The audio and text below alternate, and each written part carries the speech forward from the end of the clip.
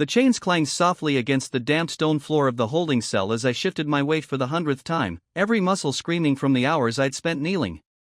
Outside the narrow slit of a window, the alien sky was still a bruised violet, but the first faint threads of gold were creeping along the horizon. Dawn, the hour she had named.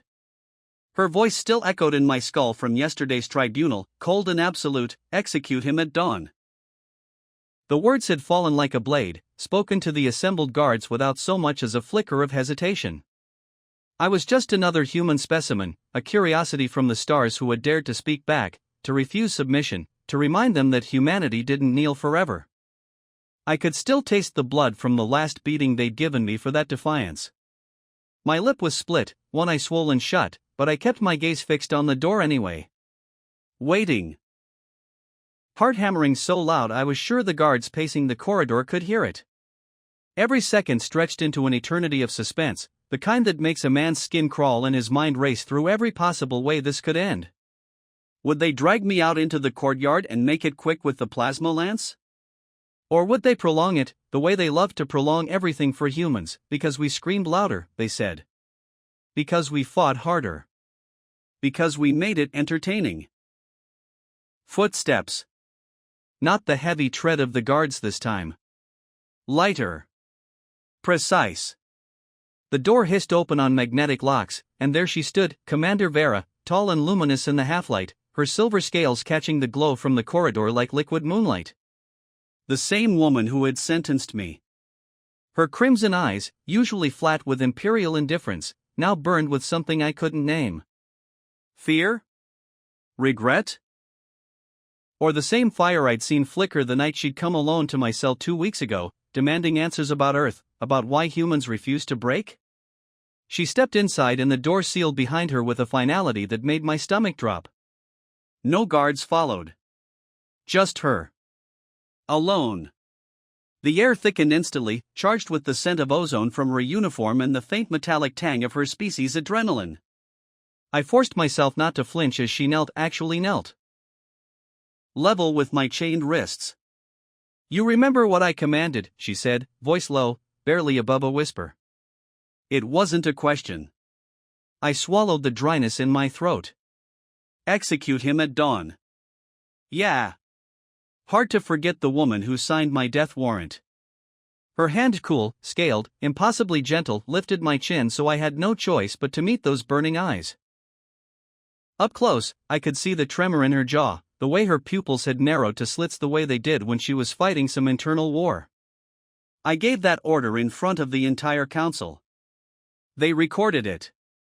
Every officer on this outpost heard it. By sunrise, your name will be erased from every log as another failed experiment. My pulse roared in my ears. This was it, the moment before the blade fell.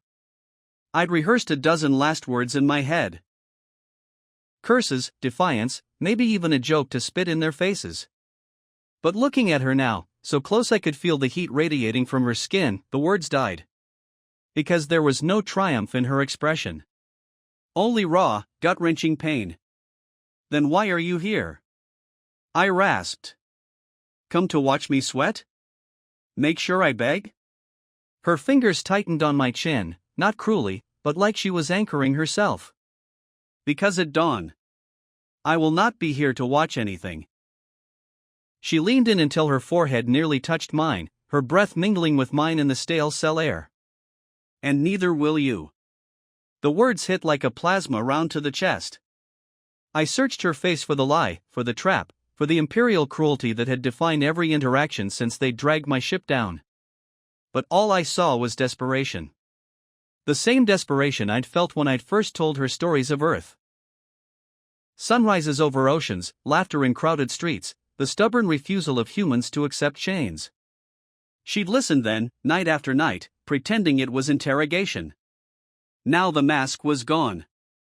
They'll kill you for this, I whispered, the realization crashing over me like cold water. Your own people. The Empire doesn't forgive treason. A soft, broken sound escaped her, half laugh, half sob. They already have. The moment I realized I couldn't give the signal. The moment I chose you over everything I was raised to believe. Her thumb brushed the cut on my lip, and the tenderness of it nearly undid me. You humans, you're impossible. You fight when logic says surrender. You love when hatred is safer. You make me question every order I've ever followed. Last night, after the council meeting, I stood in the command tower watching the stars and I heard your voice in my head again. We don't break, Vera. We bend the universe instead. And I knew I couldn't watch you die at dawn. Tears, actual tears, glistened at the corners of her eyes, catching the first true light of sunrise creeping through the window. I'd never seen one of her kind cry. It was more terrifying than any threat of execution. Because it meant this was real. She was risking everything. For me. The corridor outside erupted with the sound of marching boots. The execution detail arriving. My heart slammed against my ribs like it wanted to break free before the rest of me could. Vera's head snapped toward the door, every muscle in her body coiling like a predator. But instead of fear, a fierce, almost feral smile curved her lips. They're early, she murmured. Good. With a flick of her wrist, she produced a small device from her belt, her personal override key. The magnetic locks on my chains released with a soft click that sounded louder than any explosion. Blood rushed back into my hands, pins and needles exploding up my arms, but I barely noticed. She was already pulling me to my feet, her strength surprising even after weeks of watching her command armies. Listen to me, she said urgently, voice dropping to a fierce whisper as the footsteps grew louder. There's a service tunnel behind the waste panel unmonitored since the last raid. My shuttle is prepped on the lower landing pad, cloaked. We have 90 seconds before the guards breach this door. If we're caught. I know, I cut in, grabbing her arms. The contact sent electricity through both of us. If we're caught, they execute us both. Slowly. But Vera, why? Why throw away your life for a human prisoner? She pressed her forehead to mine now, fully, scales cool against my fevered skin. Because the Empire taught me obedience. You taught me what it feels like to be alive. Every story you told me. Your wars, your music, your stubborn, ridiculous hope cracked something open inside me I didn't know was sealed shut. I commanded your death because that's what loyalty demanded. But at dawn, I choose something different. I choose you. I choose us. Her lips crashed against mine then, desperate, hungry, tasting of salt and desperation and the metallic tang of alien tears. It wasn't gentle. It was two souls colliding at the edge of oblivion, pouring every unsaid word, every stolen glance, every sleepless night into one searing moment. My hands tangled in the short crest of her hair, hers gripping my torn uniform like it was the only thing keeping her grounded. The kiss tasted like goodbye and hello at the same time, like the end of one life and the raw beginning of another. The door rattled. Someone outside keyed the override. Vera broke the kiss with a gasp, eyes wild. Now! She shoved the waste panel aside with her shoulder, revealing a narrow black shaft that smelled of rust and freedom. I dove in first, scraping my knees, pulling her after me just as the cell door exploded open behind us. Shouts erupted, confusion, then fury, as guards poured into the empty room. We crawled, then ran, the tunnel twisting downward like the veins of the outpost itself. Alarms began to wail, red emergency lights strobing through grates above us. My lungs burned, every step jarring old injuries, but her hand never left mine. She was faster, stronger, guiding me through turns I couldn't see, her breathing steady even as mine came in ragged gasps. Stay with me, she panted, voice echoing off the metal. Just a little farther. The shuttle. A plasma bolt scorched the wall beside my head, superheating the air. They'd found the access point. Vera spun, drawing her sidearm in one fluid motion, and returned fire with lethal precision. The screams that followed told me she hadn't missed. For the first time, I saw the warrior she truly was, not the cold commander, but the woman who could carve a path through hell for the man she'd chosen. We burst out onto the lower landing pad just as the horizon fully ignited in gold. Dawn. The exact moment I was supposed to die. Instead, the cloaked shuttle shimmered into view under her override signal, ramp lowering like a promise.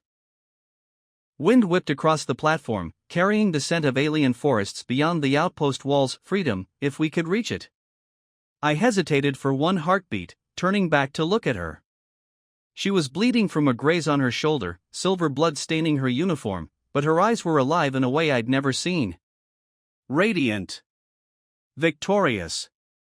"You're really doing this," I said, cracking my voice. "You're gone. With me."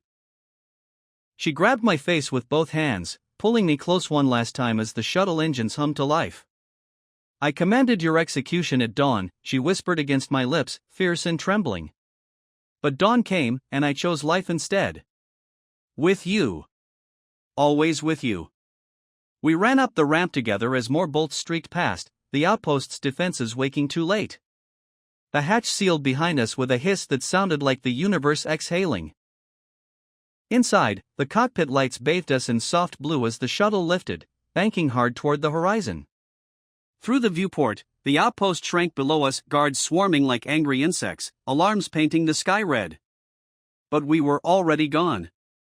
Rising into the pale gold of a new day, two fugitives from empires and orders and everything that had tried to keep us apart. Her hand found mine again as the stars wheeled above us, and for the first time in months, I wasn't kneeling. I was flying.